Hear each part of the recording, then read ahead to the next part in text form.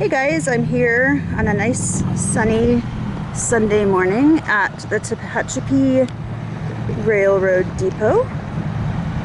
Here's the outside of it. They are open Friday through Monday from 11 to 4. So I will go inside here in a few minutes.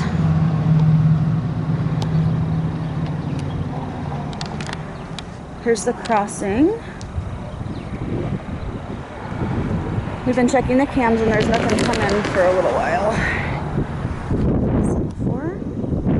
And then there's the live feed that you can watch from anywhere on YouTube of all the trains going by. I've noticed that it picks up in the evening and there's a whole lot more train traffic then.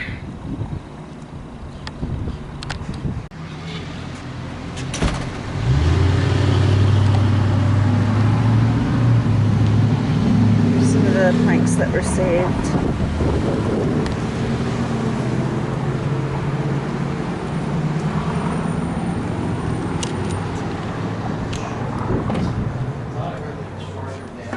Oh, that might be Here's the gift a shop. All kinds of stuff. It's not a bench to do the loop. Okay. I'm definitely going to come back here in a little while and The article was saying that get a few things for the train cross room. put on the hill in the center of the loop in honor of two There's stuff for kids and grown-ups. who were killed in something. Yes, it's quite a ways away. Oh, so it's past the loop. Yes, but you have to have good eyes to see it. I had it pointed out to me, Okay, okay. and Yeah. Ready? Yes, we are ready. All right. The original depot was built by Southern Pacific in 1876, and the line came through, and that depot was in use until 1904, when it caught on fire from a train that was parked outside. A locomotive developed a leak of the tinder or whatever. Caught the train on fire, the fire spread to the depot.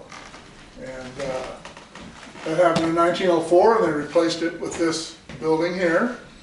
And the railroad used that building until 2004, when it looked like that. And the city wanted very much to use this as a museum, so they made a deal with the city. The city built the building kitty-cornered over there with the green roof. Okay. For the railroad gave the city this building. The city turned it over to the Friends of the Depot nonprofit, who are the ones who restored it and operate it today. The city owns it, but the nonprofit operates it. And they were completely finished with the restoration, and we're waiting for some certifications on the water system, so there was nothing in it, and this happened. And that was on Friday the 13th. Oh gosh. 2008, and everything was lost but this wall right here, and that's what it looked like the next morning. And Wow. I grew up in Tehachapi, so this was part of my growing up time, and I worked out here for the railroad, so it was weird to pull up and Have it kind not of an here. emotional thing. I Yeah. was like, I can't believe it's gone. Yeah. But our signal line went right over the top of the building, and it was completely destroyed, so it was an all hands on deck. I didn't work up here at the time, I worked up the valley, but they brought everybody up here and trying to get everything going, get trains running again. But they put everything back together. They were able to retain their status as an historic site because the whole building wasn't lost. It was considered a remodel. Oh. And so they were able to do that, so they got grant money. They were able to get the same pattern, tongue and groove, to do the whole building in the original style. They went to the Rail Museum in Sacramento, and got the number 23 SP Depot plans, which is what this was. Okay. And so it was built to its original specifications. And they reopened it exactly 2 years later, June 13th, 2010. Okay. And this was originally the passenger waiting room. And how you doing? You're doing good. This was originally the passenger waiting room. When Amtrak took over in '71, they eliminated this route, and this became the signal office. And this is the office I worked out of. Okay. All right. Next So one? passenger service was strictly in the SP days. Yes. Yeah. Yeah, it ended in '71. Okay. Amtrak, they eliminated all parallel routes when they took over, no matter where. This route was 4 hours longer than the coast route, and they went to the same place, so. that- And every once in a while, you know, they will, I've seen they do run an Amtrak with their track. Where Yeah, someone has- occasionally, there's something wrong on the coast, but it's gotta be something that's gonna really cause a delay, because they'd rather have passengers. The SP and BNSF are really picky about letting Amtrak run up here, just because it interferes with operations so Oh, much. that makes sense. Yep. Okay. But right before I retired, I was down, somewhere down, I don't remember exactly where now, and I kept hearing them talking about an Amtrak. And I thought, I was picking up some radio bleed over from the coast or something. And then I heard somebody say something about it, Tehachapi, and I was down around Bealville. So I thought, I'll go up to the loop and catch it. And I thought, it won't, doesn't cross, there's nothing exciting about the loop really. So I went to Rowan, and it's one of my early videos, is watching it right as the Amtrak was approaching, and BNSF pulled up in the siding, and they made a meet right there at Oh, that's East cool. Rowan. So I got that, it's one of my videos. I'll have to look for that one. Station master, and he was in stations this size, he was the boss. He was in charge of comings and goings of everything. And he was in charge, he was the telegrapher. He was in charge of the express mail, which was packages, and any valuables, the safe, that was all his territory. And when they got rid of passenger service, when they got rid of that job in the '50s, they turned this into the maintenance of way office, which is the Okay. track department. Okay. And right behind you are some examples of some of the china from some of the different railroads. And railroads had their own china, and within those railroads, the limited transit within those railroads had their own china. That's really cool. I found a piece of a Santa Fe teacup out in the desert. It was by Lavick. My friend and I are into rock hounding also, and we found a dump pile of a bunch of old things, and I found a little piece of a Santa Fe mug. Wow. I kept it. I found my old boss, Bill Stocco, had a bunch of stuff like jewelry made out of it, which when he passed away, his wife gave about half the collection to me. Okay. And it just sat in a drawer forever, so I donated it to the museum. Oh, cool. These are some examples of caboose stoves. And the difference between these and regular stoves is the cooktop. And they were used for heat and for heating their coffee. If they want to make eggs or whatever, I guess they can do that too. And you have a couple of caboose lights here, and all these pictures of the cabooses, none of them have caboose lights on them. But they would have been mounted about mid-caboose, Oh, okay. and they could be rotated if needed. But red lights always face to the rear, so a train coming up behind another train would know he was approaching another train. And the green lights had a couple of functions, but one of them I always thought was cool was before they invented the triple valve air systems, they could keep track of the rear of their train, because back then if the train broke in half, they wouldn't know it unless they went uphill and felt the weight difference. So they could look out when they go around the curve, they could look out and see the green light. Okay. They didn't have any, time I went to work, these were all gone, they just had the ones up on top. Yeah. Now, do they have anything to do with identifying what used to be called sections of a single train, or what, I can't remember the term. Those were classification lines, Yes. those were on the On locomotives. the locomotive. Yeah. The extras, that's not the word I'm thinking of. Yeah, extras were just Oh, extra. Back then they had scheduled trains, and any train that wasn't a scheduled train was an extra. And that was on their number board, they would have an X followed by the number of the, whatever. They could use locomotive numbers or whatever, however they wanted to do it, didn't matter. But that was, when I hired out, they still had a few scheduled trains. But by the time I've been here a year or so, they pretty much got rid of all that. That's what for some reason I remember them talking about out in Palmdale, talking about the first 515 was coming through, and I was like, what the heck is that? I have nothing about railroads. I like to tell the story of this safe because it's something I just found out about a year ago, that this safe was original to this depot. And the railroad had it when they got rid of the agent and didn't use that anymore. The Sullivan family here in town, who had orchards and the packing shed down at Hay Street, purchased the safe from the railroad and used it in their shed down there, in their packing shed. Well, when the Sullivans went out of business in '85, one of the Sullivan daughters was married to Dick Dieterle, who was a teacher and a principal and vice principal when I was going to school. And he's the one that came and told me this story. So they took this from the shed to their home, and they had it at their home. And when they opened the depot, he came and said, "You guys want your safe back?" So we gave him the safe back. That's cool. I thought that was a cool story. But that's where they would have kept anything: cash, payroll, valuables from passengers who were going to spend the night or something, whatever was valuable. Wow. It's like for such a big safe, it doesn't have much room inside. No, it's really small inside. Yeah.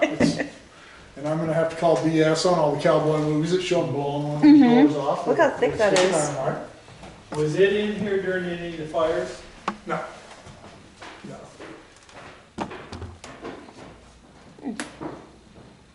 I don't think, and Dick didn't say, so I don't think it was original to the 1876 depot. I think it was original to this one. And before the advent of modern signal systems, now if there's something going on out here, the dispatcher just holds one of these signals at the crossover here, red. When they get done or release their on-track authority, they clear the signal, the train can leave. Well, before that, they had to use train orders. And the agent would sit here, push one of those buttons. So he'd sit here and he'd listen to a message come in, and he would type out, the order or whatever information was coming in. Somebody would be telling him, so-and-so won't be here at work today, but he would type out a train order, and they would take the train order. He would put one on. They had two of these. You can see in the picture up there how many they would keep on hand. Oh, wow. They have to give orders to quite a few trains before they had a chance to go pick these back up. But they would put the order in the clip here, and when the train went by, he'd go out and hold it up for the engineer, he'd stick his arm out and grab this and take the order and throw this off. And they do the same thing for the caboose, for the conductor on the caboose. And that would tell them what was going on out ahead of the train. If nothing was going on, they would have the train order board, and that's what these handles here would have operated the semaphore outside. And if there was nothing going on, they would just keep it in the position, which would keep the boards down. And if the board was down, that meant the train didn't have orders and you could just go on by. And they designed those, and they worked essentially the same way, but he would tie the orders, the agent would tie the orders into the string, and they would grab them the same way. That picture right there. Okay. But all it did was pull the string out, and then the agent would just tie another string into it with an order in it. And it was a lot faster, and they didn't have to chase their sticks down. Did the cab forwards operate through here? Yes. Oh yeah. I would have loved to have seen one of those run.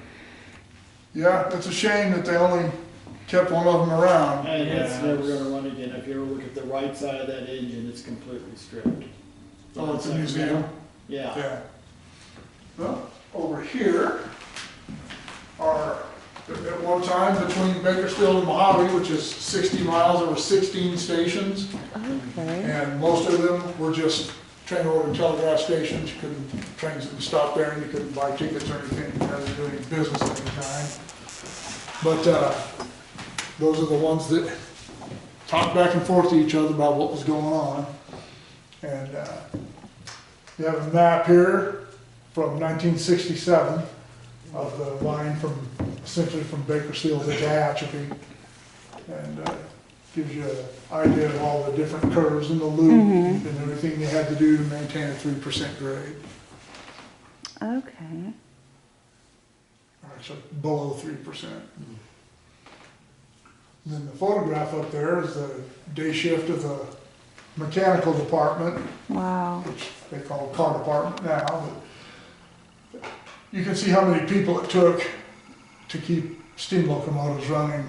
And today there is no car department in Bakersfield anymore.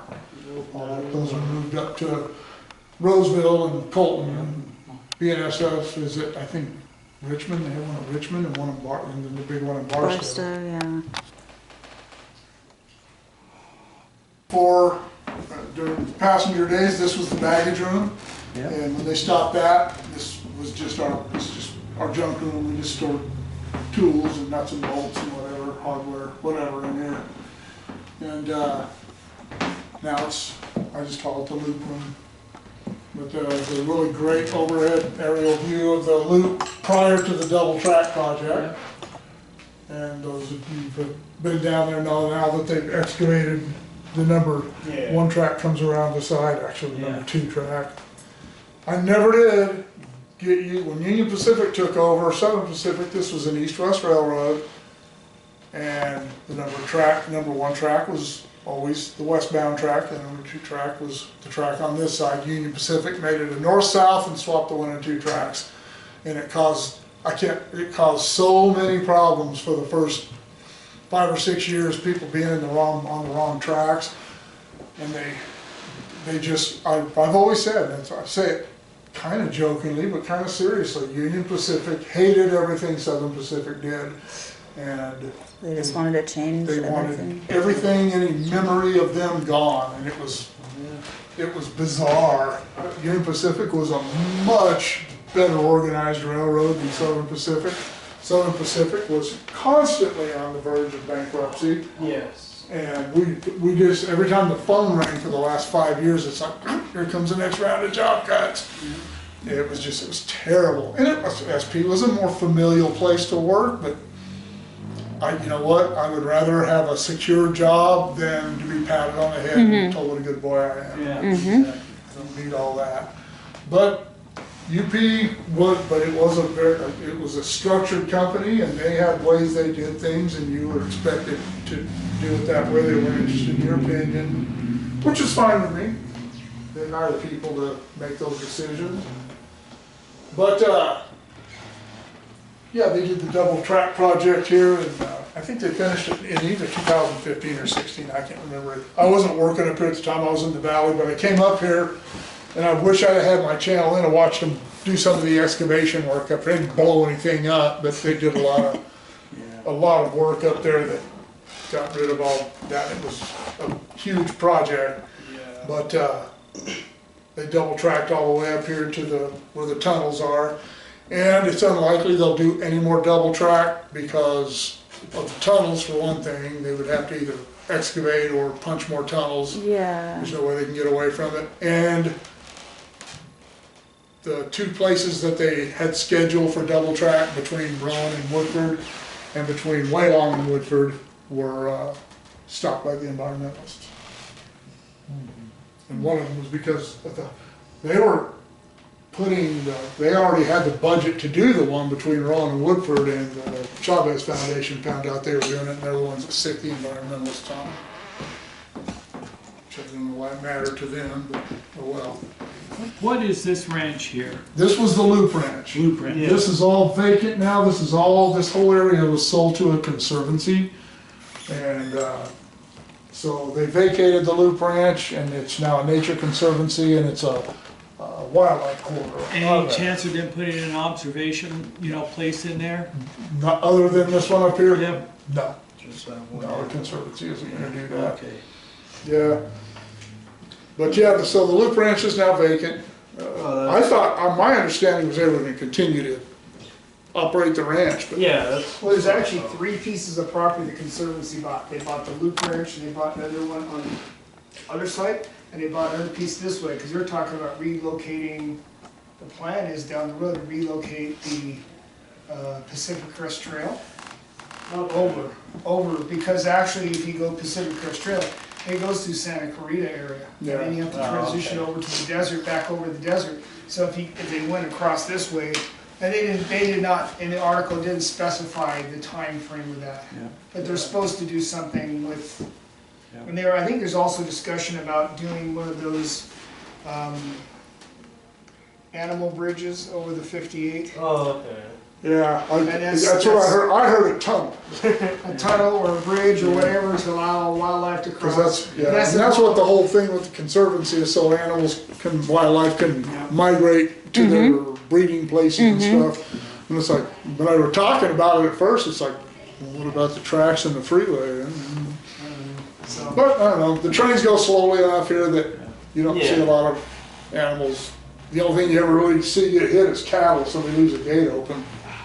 I told Big Mike McCarthy, he was passed away now, but they hit a cow up by a cliff one time, and it was still alive. And so I drove down to his place and said, hey, one of your cows.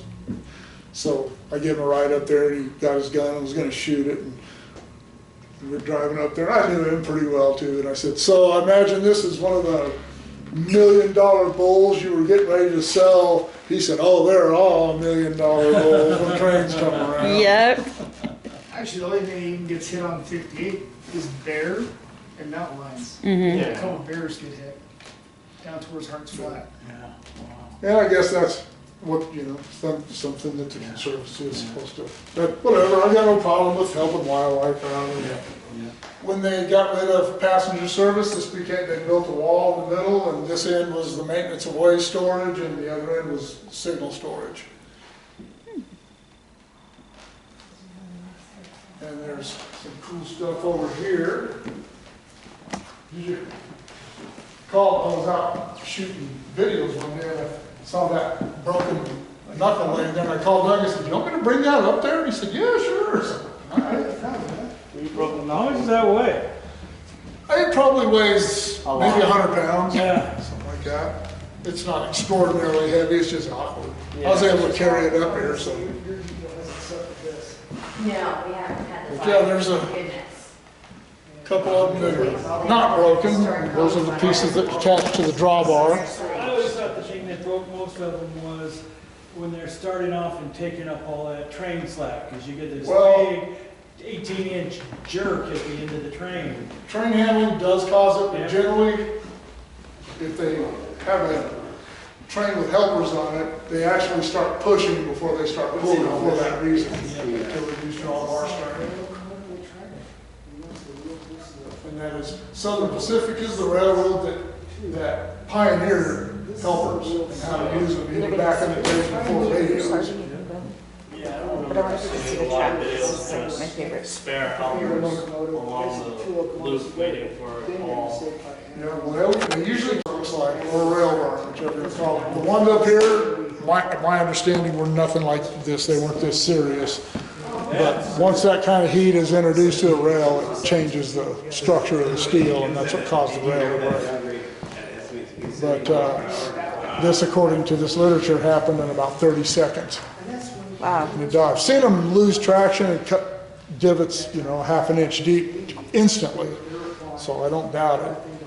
And when something like that would happen, then they would have to bring the crane in, lift the locomotive up, cut the rail out, put new rail under it. But it's very uncommon for this to happen now with computerized traction control on the locomotives and the way they work. This is a derailer. These were used for minor derailments where the train was still up and the wheels had just fallen off, and they would put these on the ties next to the rail and just start pushing the car, pulling the car back up on the rails. I've watched them use them in yard derailments before. They work really well. Cool. This is a yard scale and a car scale from a yard. They use these to weigh the cars. And with bulk loads, they didn't have much to charge a shipper. But the more important thing is how much power to put on a train. Very useful going up here, weighing down. And it's actually more important to have a proper amount of dynamic braking than it is to have, because they don't really need a lot of power to get a heavy train up the hill, but they need a lot of dynamics to get it down. That makes sense. Yeah. If your train stalls going up the hill, that's not a good thing, but the train's not going to get away from you. Your dynamics aren't working, that can cause problems. Yeah. Just remember what happened at the home pass with the bad braking, that bad accident that happened. Yeah, well, that's the thing, that if all the dynamics would have been working on that train, that wouldn't have happened, even though the train was 4,000 tons heavier than they thought it was. Yeah. And it's like they say about any accident. There's never one thing that causes the accident. There's a whole bunch of things that add up. Yeah. I just read that. This is okay. Here's a stop block. Get over there, I'll explain to you what the stop blocks were used for. You have any questions about any of this stuff? Typical, huh? What's that right there? This is a track drill. This is an old hand-operated one. This is what they used to drill holes in the rail with the angle bars on. The signal department used them to drill smaller holes to put plug their track wires into. And they still use track drills today. They're almost all hydraulically operated to drill holes to put angle bars on, but the signal department no longer drills holes in the rail. We weld everything to the rail with small thermite charges. A lot easier for sure because of technology. Yeah, and they want as few holes drilled in a rail, no matter what the size, as possible, because it does alter the structure of the rail. I don't know that we ever had a problem because of it, because our holes were 3/8 in diameter. I don't know if we had a problem because of signal holes, but they wanted us to stop doing it. That's fine with us. Because we used these, but they had friction strap motors on them, a slide bar, drill holes with it. Anyway, and this is an actual bell off the Union Pacific locomotive. And it's one of the kind that you could either have the pull rope on it, and then later on, they hooked steam up to them, to this, and it would just rotate this and ring the bell using this piston assembly here. No, isn't there supposed to be a bell buried somewhere up on the loop? They never found the bell or the headlight from the locomotive that went in the creek at Woodford during the 32 flood. Still up there somewhere. Oh, wow. Considering that the locomotive itself was buried under 10 feet of debris and washed 150 feet down the stream, that bell's probably never going to be found. Engineer and the fireman in the cab, when they got ready to fill the tender up, the fireman would come out here, spot the tender under the water spout, signal to the engineer when he stopped. Well, when Southern Pacific started building the cab forwards, well, now your tender's 120 feet behind you. You can't see or hear any of that. So they would take those blocks and bury them in the ballast next to the rail. And when the engineer got to that and stopped, he knew his tender was lined up at the water spout. Okay. Plus on the cab forwards and some of the other locomotives they didn't just have a single fill, they actually had 4. So if they missed one, they were a couple feet off, they could actually you can see it on the, hopefully when they say we'll get a cab forward display, just please don't. I thought you said, hopefully when we get a cab forward up here. I probably We actually have Jim was working on donating, or letting us borrow a O-gauge cab forward. Okay. So, and we'll go in here one of these days. I have one in my collection, but of the mountain, starting with the big 4 story. This is the men that started the Central Pacific Railroad that built the transcontinental, the first one, and then this was actually the second transcontinental route. The first one went from Sacramento to Omaha, and this one went from San Francisco to New Orleans. And they went way out of the way to go to Los Angeles. And that was all, Los Angeles put up a lot of money to bring the railroad into Los Angeles because the original plan was pretty much to go where it is now, out across the desert, down into San Bernardino. But LA was willing to put up the money, so they went in there and built the original river. The river yard was right below Dodger Stadium is now, right against the foot of the bluffs, and they built Taylor Yard across the river and opened that up, and then that closed in '87, I think. And so they at that time, the only trains that went down Solid on the original line were the oil trains. And today there are a couple that still use that line, but that was all sold to Metrolink in '94 after the Northridge earthquake. And UP, at that time SP, they just used the Palmdale cutoff that goes down Common Pass into Westmore. Okay. Have you done anything at Common Pass? Just drove through on my way back from a vacation out there, but I've never been. I want to go. It was not on the San Joaquin division, so I never worked down there. I'd never gone until last year. Do you know Eric Thiessen?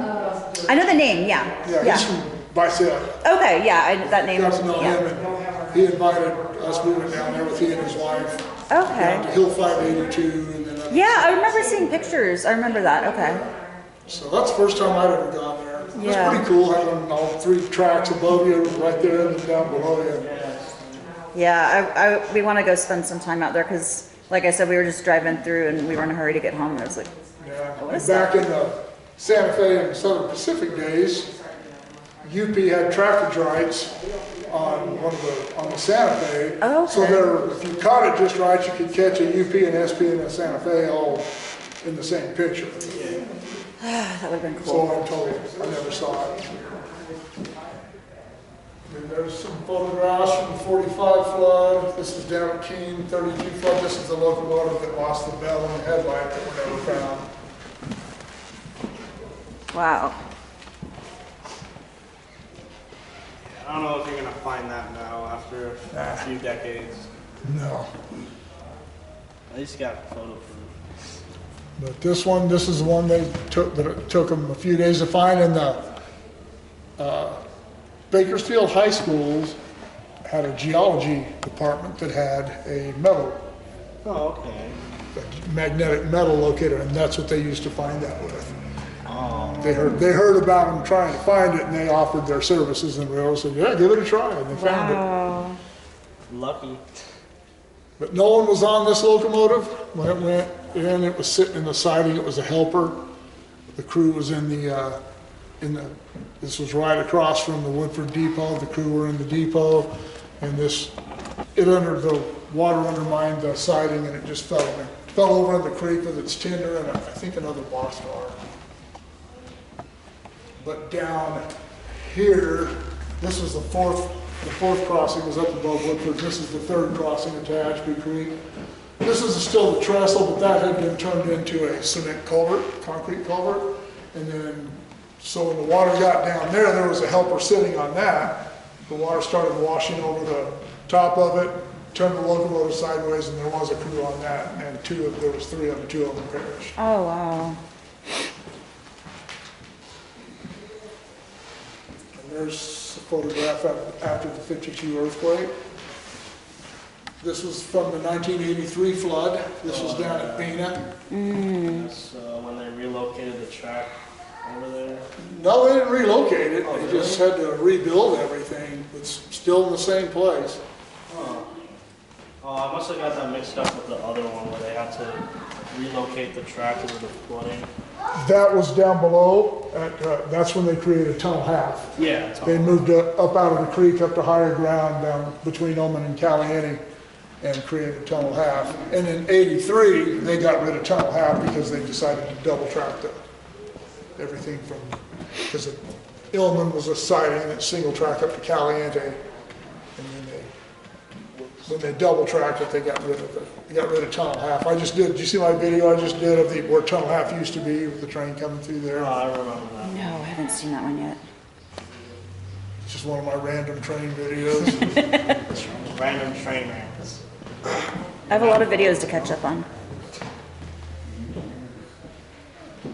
See, I just stop watching all the other channels and watch mine. You get a lot of history with this channel, I'll tell you. Oh, he was the first, I think you were the first train channel I ever subscribed to. Oh. So it would have been when it was 2020, so you had just started your channel. That's when I started, after I retired in 2019 is when I started, that's when I decided, well, I need something to do to keep me busy. Yeah. Because the week after I retired was when me and my dad went out to Kelcy and watched the big guy Yep. come Oh, through. that was cool. I watched that video. I want to do that. That was astounding. Yeah. And this is the gyrating line.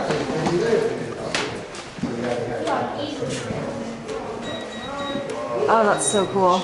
That's called a Mars light, right? Mars was actually one of the manufacturers. This isn't technically a Mars light. This is the gyrating headlight built by the other company. I'm not sure what it was. But they were very effective. You can see how they spread the light out. Yeah. That's cool. They reduced automobile accidents significantly, but they were expensive to install and they required a lot of maintenance. They had a lot of moving parts, so they eventually stopped using them.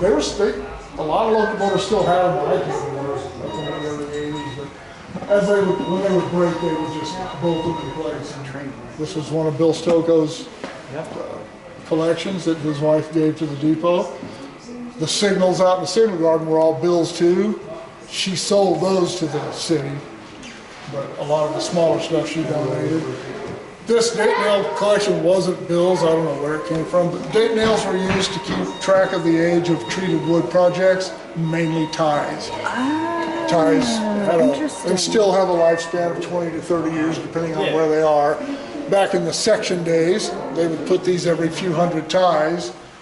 And when the section inspector went out, he knew, see the date nails, and he knew when the rails were reaching the end of their lifspan, and they would put together a project to change ties out in that section. Today, obviously everything's kept track of by computer, but they might change a few hundred ties out in the section. Today they'll change out 50,000 ties at a time. They'll start in Stockton and go to Bakersfield. And I want to get a video of them doing a tie project, and I noticed that in Bakersfield they have ties lined up along the tracks going through town, so I'm hoping I can catch that. And are they've replaced a lot with the concrete ties, right? Up here they did. Up the valley, they probably won't because they don't need the strength and the structure up here because of the weight of the concrete ties are much more solid, so it helps on curves and grades. Oh, okay. Up the valley, wood's fine. They're just straight and okay, I thought it was because it lasted longer or something. No, not really. Wood ties last a long time in conditions like the valley where it's dry. Where it's dry, okay, that makes sense. In the south where it's always wet and they don't last that long. But these were also used on utility poles and bridge decks and anything that was a treated wood project. As a matter of fact, these are all from utility poles, and so are most of these tags here are too. Very cool. So do they mark the equipment still with like stamps or anything, or they just have it like in a barcode or something? Cars are today. I'll show you the way they do that today. I have a video on my channel about that. The automatic equipment identification system. See these two cabins right here and the little tower over there? Oh yeah. It's got that's a scanner. And on the cars, if you look, they're little metal things about that big that are bolted to the sides of the cars. And they're coated inside, paint won't affect it or any oil or anything. And then they have one of these AEI sites about every 20 miles. And as the train goes through, it scans all the cars, so the railroad always knows exactly where they're. If they have a shipper that wants to know where his carload of widgets are, they can say, well, it just went through Tehachapi 20 minutes ago. Okay. And that's what those are for. I guess biddies. I'm feeling my sugar starting to crash.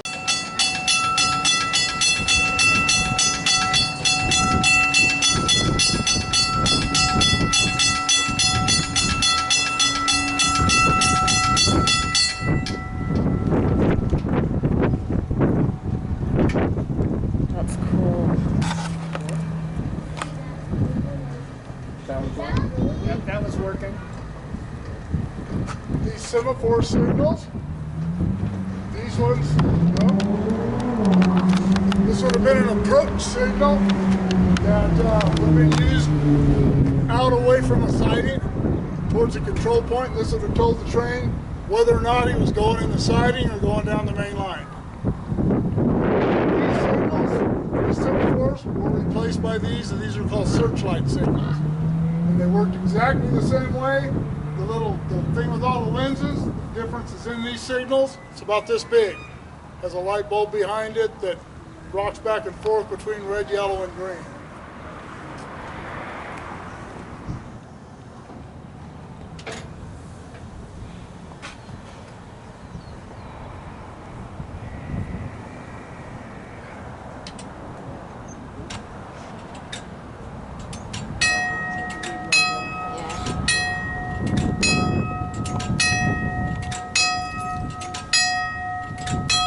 Upright wigwag. These were originally built by the Pacific Electric Railroad in Los Angeles that had all the streetcars. They got too busy, so they spun off Magnetic Signal Company and they started making them. There's still some of these in service on old branch lines.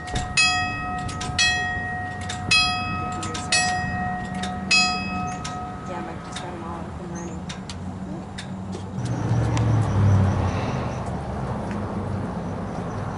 This was a terminal signal from Grand Central Station. And the reason they had this is because in the early days the lights weren't very bright. At night you could see them just fine, but at the daytime you couldn't see the colors very well, so they kept the semaphore blade on it.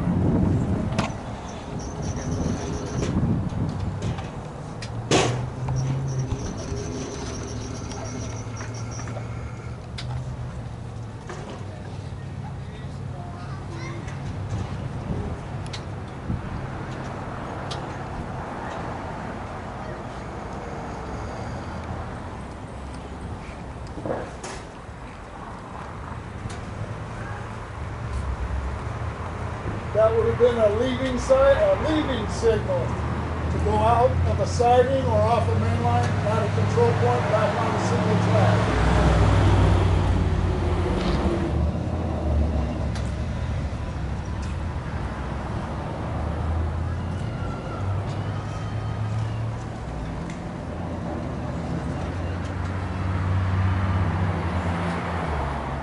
That's so cool.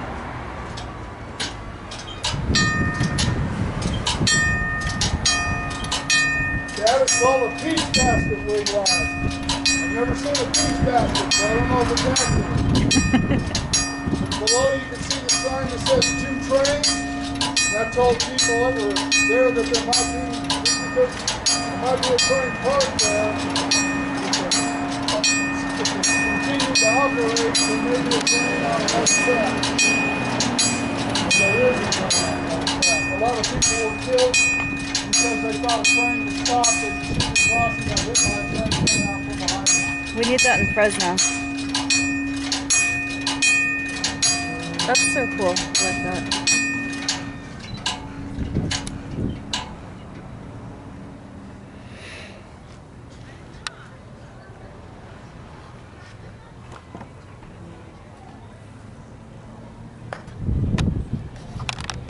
This would have been another intermediate signal. Intermediate signals are denoted by the numbers. If the signal had a number on it, it was an intermediate signal. If it just had the letter A or nothing on it, it was a control signal.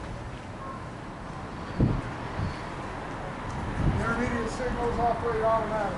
Whatever information they're receiving is what they'll display. Control signals are controlled by a dispatcher, so you can hold the signals at stop or clear the signals.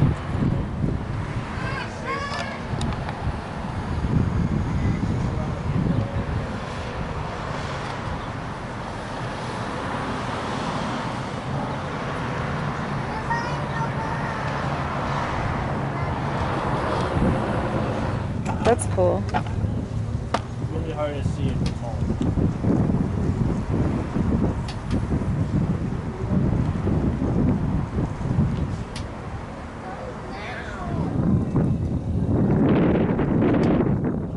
Oh, there we go. Cool. Gotta turn on the light switch first. So listen, on all these signals that have two heads, the top head, no matter where you are, governs movement down the main line. Bottom head governs movement into the siding. Or in the case of an approach signal, that is will tell you what you're going to do. If you have a yellow over yellow, that means you're going to the siding. So turn at the next control point.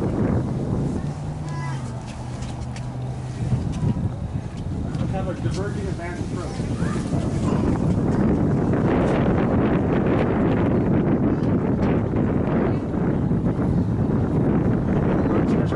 That's what you would see.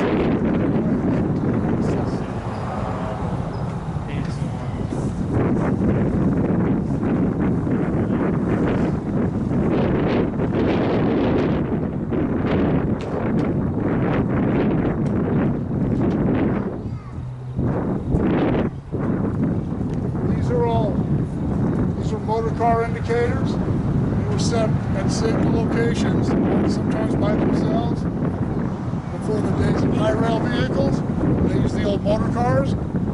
That's how you knew that if there was a signal cleared the block ahead of you, these would be the position right now. These are clear. One of these.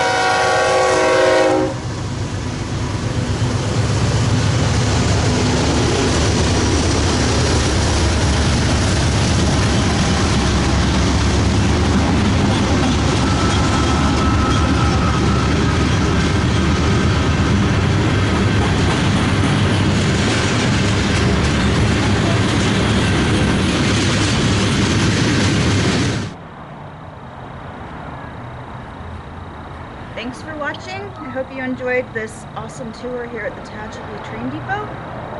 And thank you to Mark for all your awesome knowledge from all these years of doing this. It was very interesting. I hope you guys all enjoyed it. If you did, give this video a thumbs up.